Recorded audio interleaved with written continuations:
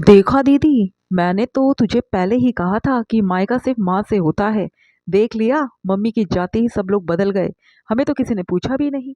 मानवी अपनी बहन सारिका से शिकायत करते हुए बोली। हाँ मानवी, सच ही कहा है तूने। मम्मी के जाने के बाद तो अब हमें कोई पूछता भी नहीं है। अरे भाभी तो पराए घर की थी, लेकिन भाई तो अपना था।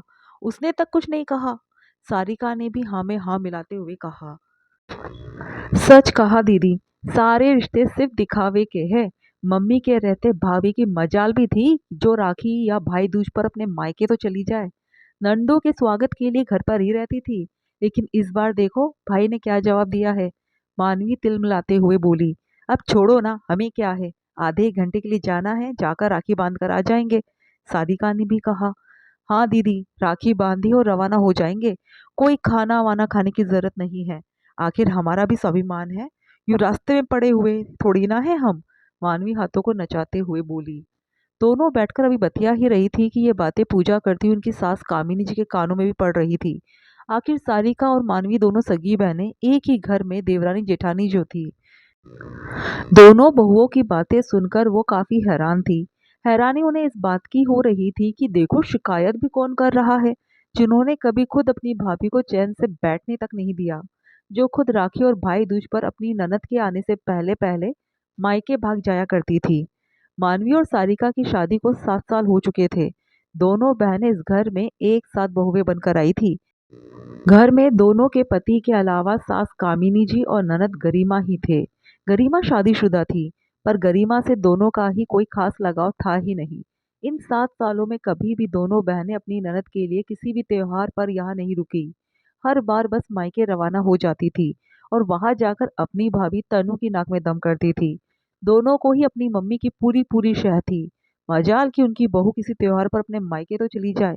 तनु भी सीधी सादी थी, मन ही मन कुढ़ती रहती थी, लेकिन अपने हक के लिए ज्यादा कुछ बोल नहीं पाती थी।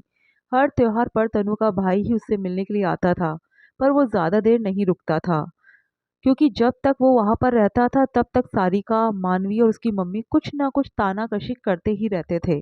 पर तनु के लिए तो उसका भाई हर बार बर्दाश्त कर ही लेता था। लेकिन अभी 2 साल पहले बात ज्यादा बिगड़ गई थी। दरअसल हुआ यूं कि तनु के भाई अमित की नई नई शादी हुई थी।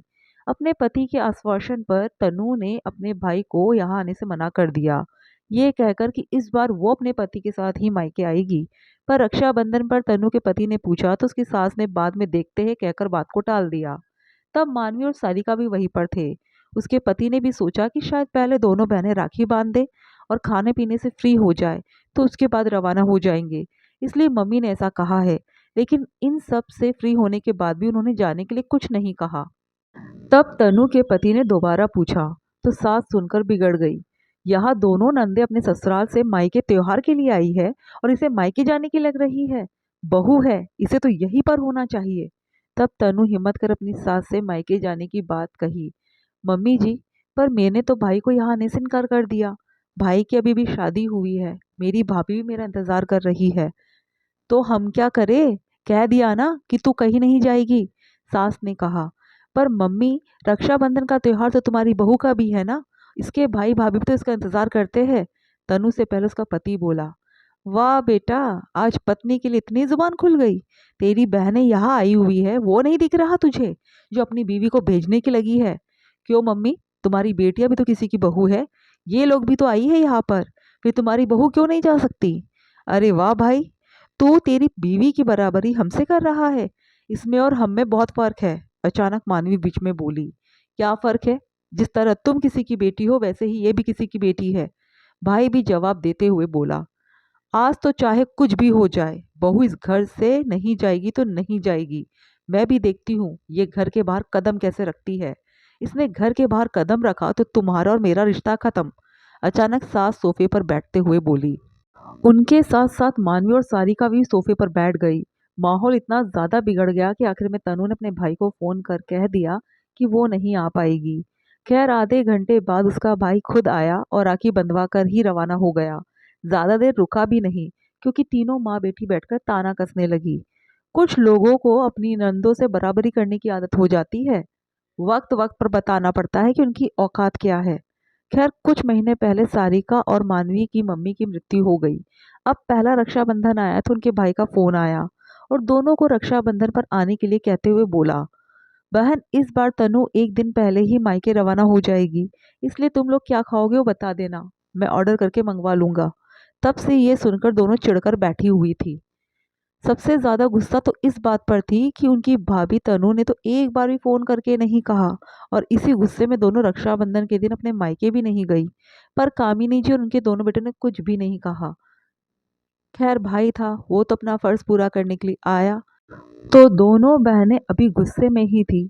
उसे देखते ही बोली, क्या लेने आया है भाई यहाँ पर? अपनी बीवी को तो रोक नहीं सका, ऐसे रिश्ते निभते हैं क्या? भाभी ने तो एक बार फोन करके भी नहीं कहा कि रक्षाबंधन पर आ जाओ, भला हम ऐसे कैसे उठकर आ जाते?